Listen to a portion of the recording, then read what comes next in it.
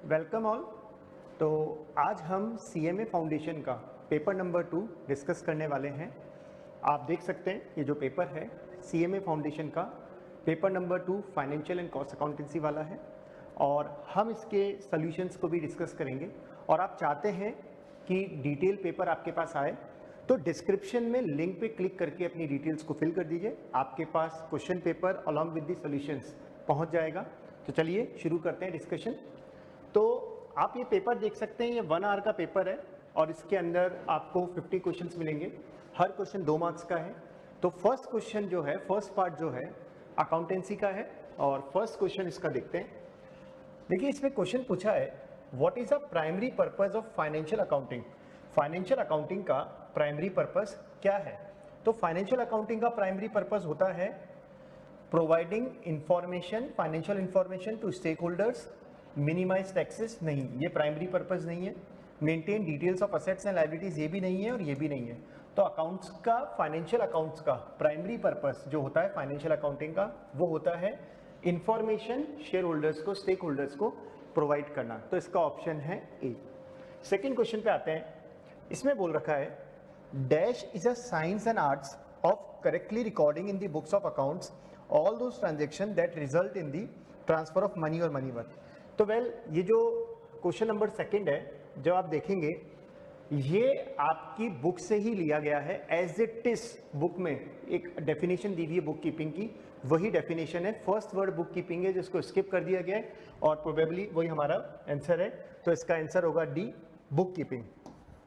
हाँ, लेकिन ये जो थ्योरी क्वेश्चन है सेम मॉड्यूल से लिया गया है। तो जब भी आप प्रिपरेशन करें, मॉड्यूल्स की जो थ्योरी है, सीएमए की जो मॉड्यूल की थ्योरी है, उसको जरूर पढ़ें आप।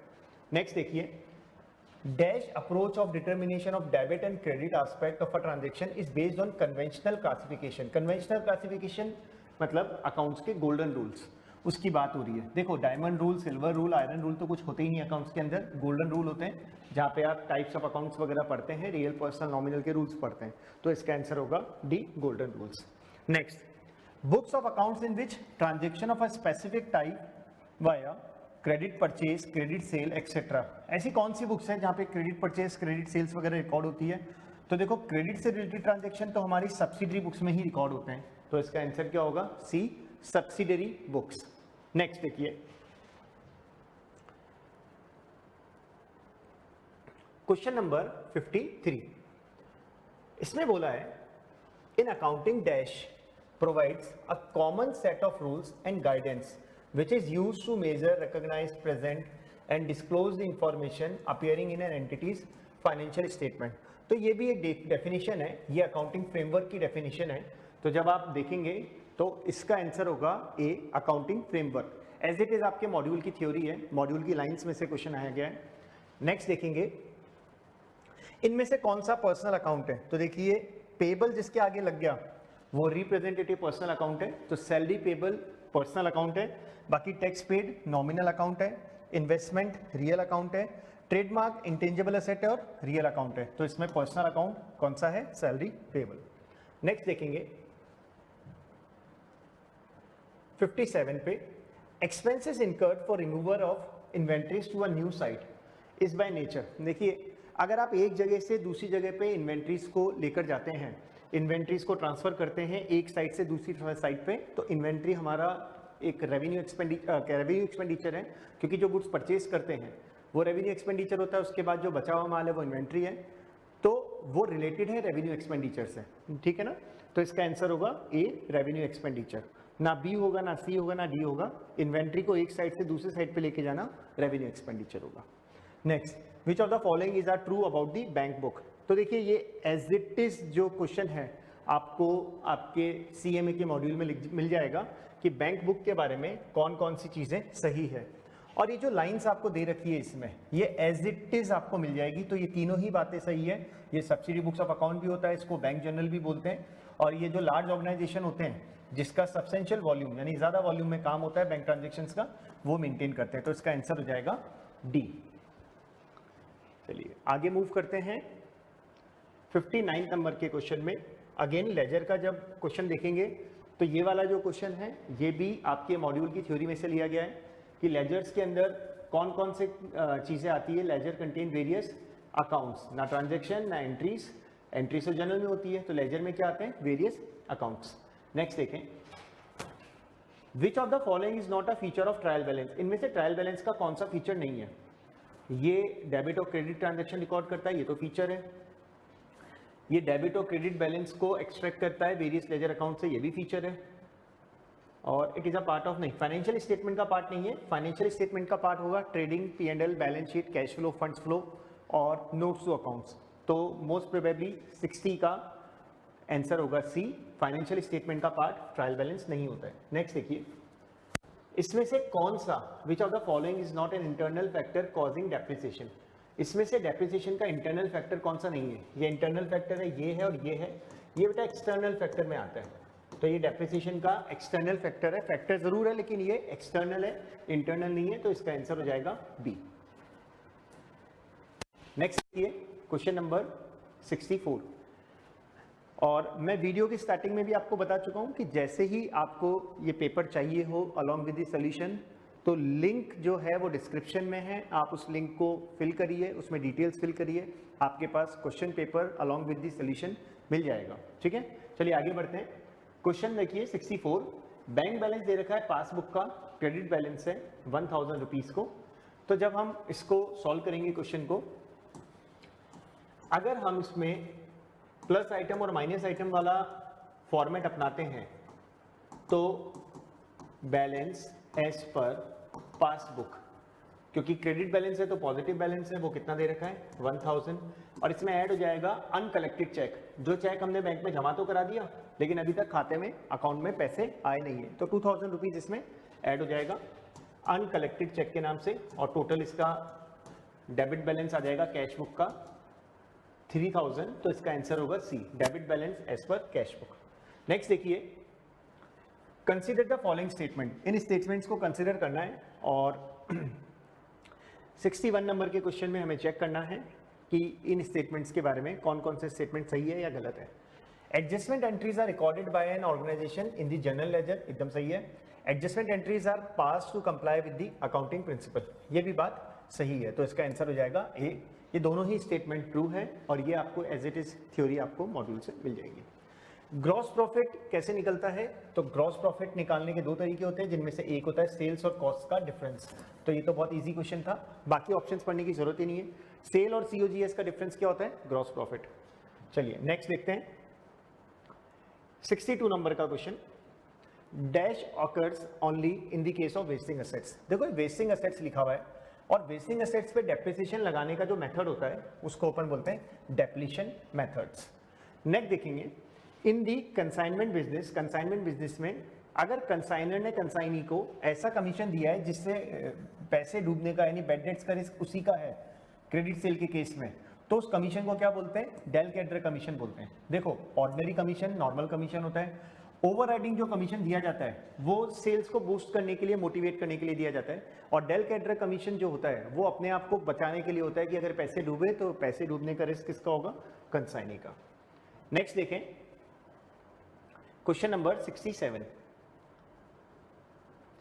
कंसाइनमेंट अकाउंटिंग में जो अनरियलाइज्ड स्टॉक होता है, जो लोडिंग होता है, और वो स्टॉक अगर कंसाइनी के पास है तो उसकी एडजस्टमेंट एंट्री क्या होती है, तो कंसाइनमेंट टू कंसाइनमेंट रिजर्व, ये तो क्लोजिंग वाली होगी, ओपनिंग की होगी consignment stock reserve account debit to consignment account, तो इसका आंसर होगा बी। सी और डी पढ़ने की जरूरत ही नहीं है।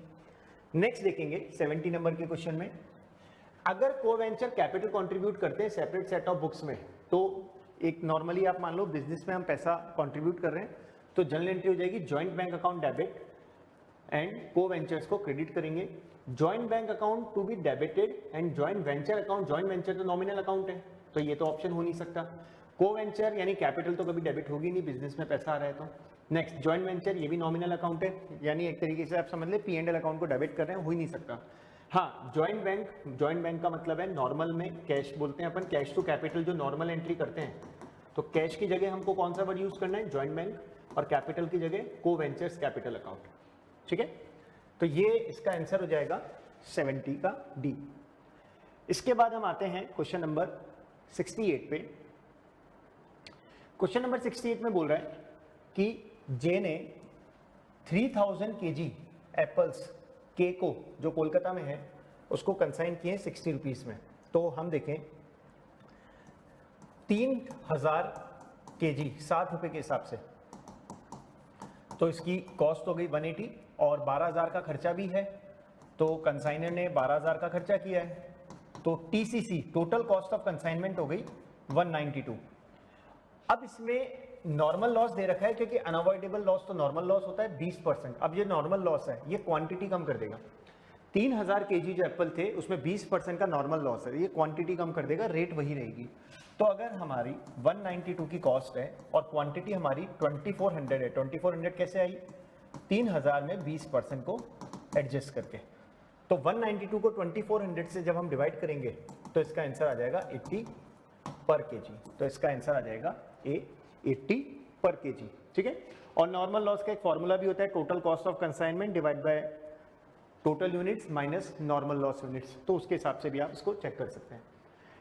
अभी हमारे सामने एक 71 नंबर का क्वेश्चन है। ये बोल रहे हैं 10 फरवरी को बिल बनाया गया था और गोपाल ने बिल ड्रॉ किया था 2 लाख रुपए का मुरारी के ऊपर 3 महीने का। तो इसमें ड्यू डेट पूछी है।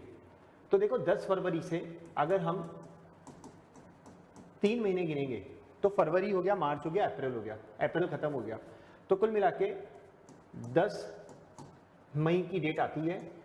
फिर इसमें 3 दिन का ग्रेस पीरियड जोड़ेंगे तो 13 मई आती है, तो ड्यू डेट तो 13 होनी चाहिए थी, लेकिन क्वेश्चन में लिखा है 13 मई को सडन हॉलीडे है। पब्लिक हॉलीडे होती तो प्रीवियस वर्किंग डे लेते, लेकिन सडन हॉलीडे है, तो सडन हॉलीडे में हम इसका आंसर लेंगे 14 मई, एक दिन बाद वाली डेट, तो इसका आंसर होगा डी। चलिए इसके बाद देखिए, कबीर ने बिल ड्रॉ किया सुरेश पे, तो आप ऐसे समझें कबीर ने बिल ड्रॉ किया सुरेश पे, सुरेश ने बिल साइन करके दिया कबीर को, कबीर ने बिल दिया अमर को, तो कबीर ने बीआर ड्रॉ किया था, तो ये ड्रॉर है, ये ड्रॉ ही है। और अमर कौन है? अभी तक तो अमर पे ही है, लेकिन फिर अमर ने भी बाद में जाके किसको गुड्स बिल दे दिया? प्रेम को। तो फाइनल पर्सन प्रेम है जो कि सुरेश से जाके पैसे लेगा, तो सुरेश प्रेम को हम क्या बोलेंगे? पेई। और इसमें यही पूछा है कि इसमें पेई कौन है? पेई मतलब the person who is entitled to receive the money, तो पैसे तो प्रेम को मिलेंगे। अगर बिल डिसऑनर नहीं होता तो वो इन्फॉर्मेशन भी नहीं है, तो इसमें आंसर आ जाएगा प्रेम, तो इसका आंसर प्रेम आ जाएगा। नेक्स्ट देखिए 69 नंबर का क्वेश्चन है, आरती और भारती वाला। इसके अंदर बोला हुआ है कि दो जनों ने बिजनेस स्टार्ट किया। आरती ने जो गुड्स खरीदे 10,000 केजी खरीदे 50 में, और भारती ने खरीदे 2060 में, ठीक है। और फिर आरती ने भारती वाले गुड्स को सोल्ड कर दिया 70 रुपीज़ ने, और भारती ने आरती वाले गुड्स को सोल्ड कर दिया 60 में। प्रॉफिट निकालना है दोनों का। अच्छा, पीएसआर दोनों का इक्वल है, दोनों बराबर प्रॉफिट बांटेंगे, तो कैसे सॉल्व करेंगे? 10,000 इंटू 50 अपन डायरेक्ट लिख रहे हैं, 5 लाख रुपीज़ की कॉस्ट हो गई, और भारती ने जो खरीदे 2000 इंटू 60 120 की कॉस्ट हो गई। तो यहाँ पे कॉस्ट हो गई 6,20,000 की। सेलिंग प्राइस देखते हैं 2000 इंटू 70, तो ये तो 140 हो गया जो आरती ने सोल्ड किया, और भारती ने 10,000 इंटू 60, ये 6 लाख हो गया।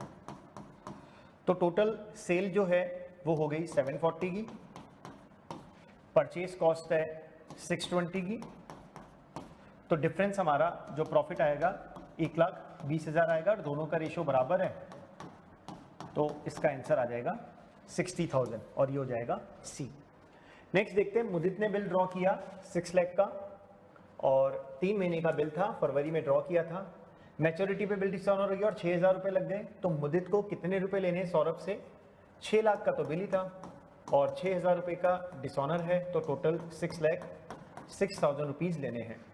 इसके 40% आ गया है, यानी 40% पैसा तो आ गया है, 60% डूब गया है, तो बैड डेट्स हो गए। और सामने वाले के हिसाब से देखो, सौरभ के हिसाब से तो कमी रह गई है, 60% दे नहीं पाया है, तो वो कमी कितनी रह गई है?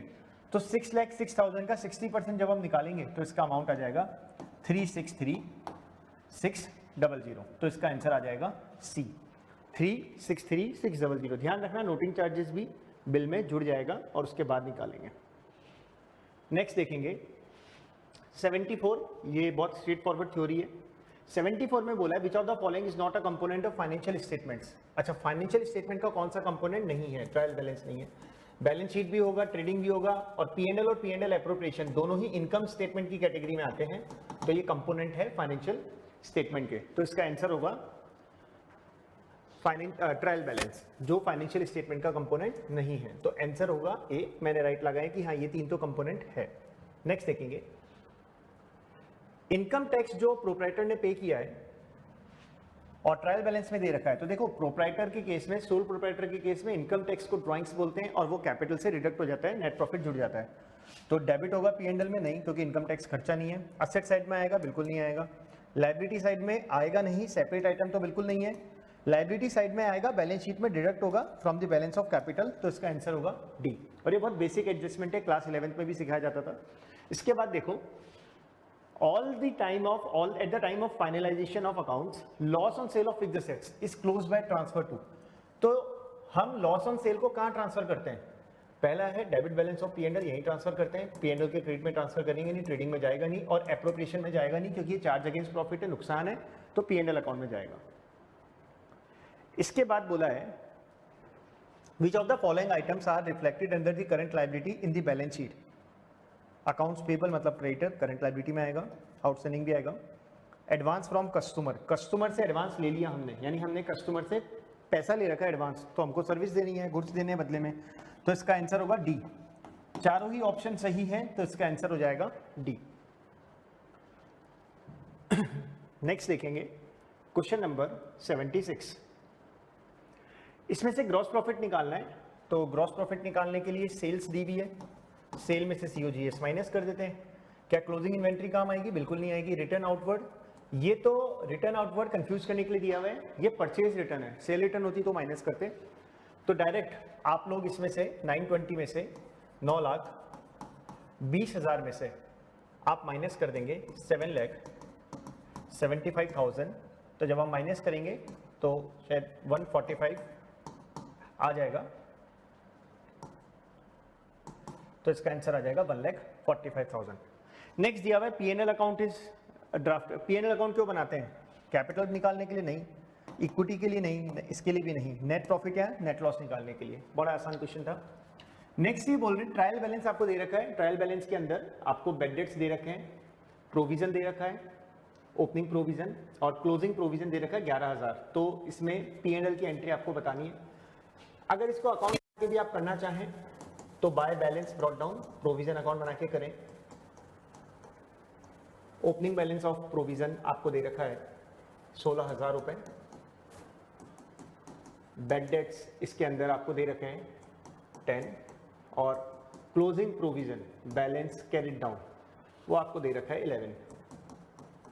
तो पीएनएल बैलेंसिंग फिगर आ जाएगा और ये 5,000 रुपए बैलेंसिंग फिगर आ जाएगा। तो पहले तो 5,000 वाला ऑप्शन देखते हैं। ये भी नहीं है, ये भी नहीं है, ये दो ऑप्शन है, लेकिन यहाँ पे पूछ रहे हैं कि क्या क्रेडिट होगा? नहीं, ये भी नहीं होगा। पीएनएल अकाउंट डेबिट हो जाएगा जब हम एंट्री पास करेंगे, क्योंकि इसकी एंट्री हो जाएगी PNL account debit to provision for bad debts और अमाउंट आएगा 5,000। ठीक है, और नेक्स्ट क्वेश्चन देखते हैं 81 से। कैपिटल जो होती है एनपीओ के केस में उसे क्या बोलते हैं हम? Equity, capital fund, finance reserve, ये भी नहीं बोलते, ये भी नहीं बोलते, ये भी नहीं बोलते, इसको कैपिटल फंड बोलते हैं। नेक्स्ट देखेंगे, which of the following is are not true about the income and expenditure account, it is by nature of real account. नहीं, ये तो नॉमिनल अकाउंट होता है। ठीक है, तो विच of the following is not true, तो एक तो यही बात ट्रू नहीं है। It deals with the transaction of capital nature only, ये भी गलत है। तो जब दो गलत है तो इसका ऑप्शन क्या होगा? All of the above. और ये क्या कैश बेसिस पे बनाते हैं? नहीं, ये एक्रूअल बेसिस पे बनाया जाता है, लाइक पीएनएल अकाउंट। चलिए इधर आते हैं। एक्सपेंस जो लाइसेंस लेने के लिए हमने खर्चा किया है, तो ये कैपिटल एक्सपेंडिचर है। ये आपके स्टेट फॉरवर्ड मॉड्यूल में क्वेश्चन है और काफी बार स्कैनर में भी पूछा गया है। यानी अगर आप प्रीवियस पेपर्स देखेंगे तो ये वाला क्वेश्चन काफी बार पूछा गया है। बड़ा इजी क्वेश्चन है, ये स्टेट फॉरवर्ड क्वेश्चन है। नेक्स्ट बोला dash involve maintenance of records of all the cost. ये एकदम थ्योरी है, आपके मॉड्यूल से ये थ्योरी ली हुई है और इसका आंसर आएगा cost bookkeeping. As it is bookkeeping की जब आप डेफिनेशन देखेंगे तो आपको इसका आंसर दिख जाएगा। नेक्स्ट, इसमें पूछा है कंसीडर करना इन दोनों स्टेटमेंट्स को। पहला स्टेटमेंट लिखा हुआ है रिसिप्ट पेमेंट अकाउंट जो होते हैं वो अक्रूवल बेसिस पे होते हैं। नहीं, रिसिप्ट पेमेंट तो कैश बुक होती है तो ये अक्रूवल की जगह कैश बेसिस पे होती है। इसके अलावा इसमें बोला गया है इनकम एंड एक्सपेंडिचर अकाउंट जो होते हैं उसमें इनकम एंड गेन क्रेडिट होते हैं, एक्सपेंस एंड लॉस डेबिट होते हैं। बिल्कुल सही। तो ये वाला स्टेटमेंट सही है, ये वाला स्टेटमेंट फॉल्स है। तो 1 ट्रू नहीं, सेकंड वाला ट्रू बिल्कुल, बोथ आर ट्रू नहीं, बोथ आर फॉल्स ये भी नहीं। तो इसका आंसर हो जाएगा बी। नेक्स्ट देखेंगे,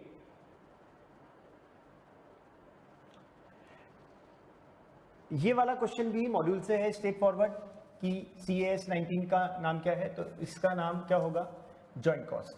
तो इसका आंसर है जॉइंट कॉस्ट। ये बड़ा इजी सा क्वेश्चन है। इसके बाद देखें, जब हम मैगजीन्स को, न्यूज़पेपर्स को यानी मिसलेनियस चीज़ों को बेचते हैं तो उसको कहाँ शो करते हैं, right side of the receive payment account. गलत, इसमें तो लेफ्ट साइड में दिखाते हैं अपन।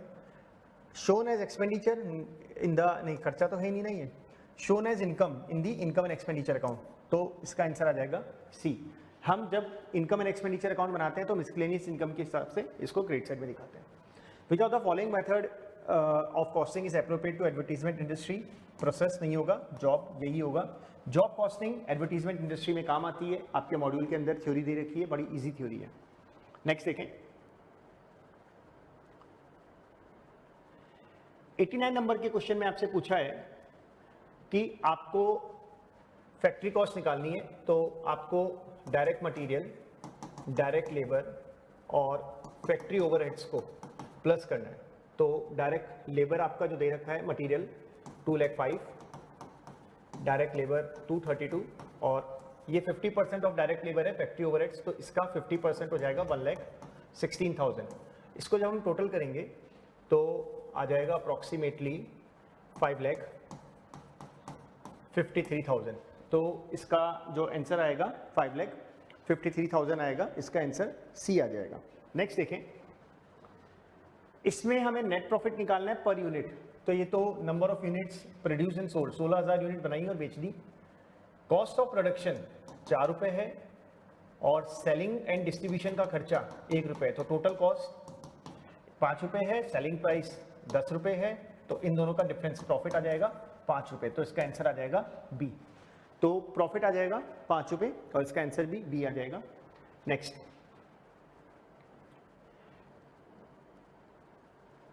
इन the context of decision making dash cost are consider to be pertinent. इसके अंदर बोला हुआ है कि जब हम डिसीजन मेकिंग लेते हैं तो कौन सी कॉस्ट हमको काम आती है, तो रिलेवेंट कॉस्ट जो है वो हमें डिसीजन मेकिंग में काम आती है। थ्योरी है मॉड्यूल की, तो आप ध्यान रखें, मॉड्यूल की स्ट्रेट फॉरवर्ड थ्योरी दे रखी है, तो रिलेवेंट कॉस्ट काम आएगी। Next, cost which are very disproportionately, ये वर्ड इंपॉर्टेंट है, डिसप्रपोर्शनेटली यानी चेंज हो रही है, वो भी सेम इक्वल चेंज नहीं हो रही, डिसप्रपोर्शनेटली चेंज हो रही है जैसे जैसे एक्टिविटी लेवल चेंज हो रहा है। तो इसमें वेरिएबल कॉस्ट प्रोपोर्शनेटली चेंज होती है, तो इसका आंसर होगा semi variable cost. Next, question number 91 में बोल रखा है which of the following is not a part of prime cost. तो प्राइम कॉस्ट में ये 3 आ जाती है, ये नहीं आता है, ये एक्चुअली डायरेक्ट पार्ट नहीं है प्राइम कॉस्ट का, इसलिए इसका आंसर हो जाएगा डी। तो इसमें डी आंसर होगा। Cost of the common resource use for producing 2 और मोर यूनिट्स प्रोडक्ट्स और रेंडरिंग ऑफ सर्विसेज, यानी 2 और मोर यूनिट्स को प्रोड्यूस करने के लिए या सर्विस रेंडर करने के लिए साइमल्टेनियसली जो कॉस्ट खर्च होती है, नाम ही क्या है, जॉइंट कॉस्ट। 2 और मोर में काम आती है, इसका आंसर होगा ए। इसके बाद दिया हुआ है approximate composite cost unit for the transport sector. Transport sector में कौन सी यूनिट काम आती है, काम तो पर टन भी आती है, पर पैसेंजर भी आती है, लेकिन अप्रोप्रिएट वर्ड जो है इसमें बेस्ट वो पर पैसेंजर किलोमीटर है। हाँ, पर टन किलोमीटर होता तो बात अलग होती, लेकिन पर पैसेंजर किलोमीटर, ना पर पैसेंजर होगा, ना पर टन होगा, ना नंबर ऑफ व्हीकल्स होगा, ये किलोमीटर के हिसाब से हम कॉस्ट निकालते हैं जब काम आती है। Which of the following is the classification of cost by traceability to the, ये डायरेक्ट थ्योरी क्वेश्चन है, स्ट्रेट फॉरवर्ड, तो इसका आंसर होगा direct cost and indirect cost, क्योंकि ये इस हेड में आते हैं डायरेक्ट और इनडायरेक्ट कॉस्ट। तो ये थ्योरी क्वेश्चन है। नेक्स्ट देखें, क्वेश्चन नंबर 97 कि जो वेरिएबल कॉस्ट फिक्स होती है वो क्या पीरियड के लिए होती है, नहीं, डिपेंडिंग अपॉन द यूनिट नहीं, for the process of production नहीं, वेरिएबल कॉस्ट हमेशा पर यूनिट में फिक्स होती है, तो इसका आंसर होगा D, per unit. Which of the following is included in the financial accounts but not in cost accounts. तो देखो ये तीनों ही टर्म फाइनेंशियल अकाउंट्स की है, तो इसका आंसर हो जाएगा D, all of the above. इसके बाद दिया हुआ है ग्रॉस फैक्ट्री कॉस्ट आपकी 2,03,000 है, नेट फैक्ट्री कॉस्ट 189 है, ओपनिंग स्टॉक ऑफ WIP 28 है, क्लोजिंग पता लगाना है। तो देखो इसका फॉर्मूला क्या होता है, ग्रॉस फैक्ट्री कॉस्ट में प्लस करते हैं ओपनिंग WIP माइनस करते हैं क्लोजिंग WIP, तो नेट फैक्ट्री कॉस्ट आ जाती है। तो नेट फैक्ट्री कॉस्ट आपको दे रखी है इसके अंदर 189, ग्रॉस दे रखी है 2,03,000, ओपनिंग WIP दे रखी है 28। तो 2,03,000 में 28 प्लस कर देंगे, कितना माइनस करें कि ये आ जाए, तो आप ऑप्शन से भी कर सकते हो, वरना इन दोनों को प्लस करके ये माइनस करेंगे तो इसका आंसर आ जाएगा 42, वरना आप ऑप्शन पुट करके भी कर सकते हो क्योंकि क्लोजिंग WIP माइनस होनी है। और बच्चों लास्ट क्वेश्चन है आपका interest on capital to owners क्या है, तो ना तो कैश कॉस्ट है, ना संक कॉस्ट है, ना प्राइम कॉस्ट है, ये नोशनल कॉस्ट है, ठीक है, इसको इंप्यूटेड भी बोलते हैं, बाकी इसका आंसर होगा डी, नोशनल कॉस्ट। तो ये रहा सोल्यूशन। आई होप आप सब बच्चों को सोल्यूशन पसंद आया होगा, और आगे की फर्दर सोल्यूशंस के लिए, वीडियोस के लिए आप VSI का यूट्यूब चैनल को सब्सक्राइब कर लीजिए, ठीक है। मिलते हैं नेक्स्ट वीडियो में, बाय।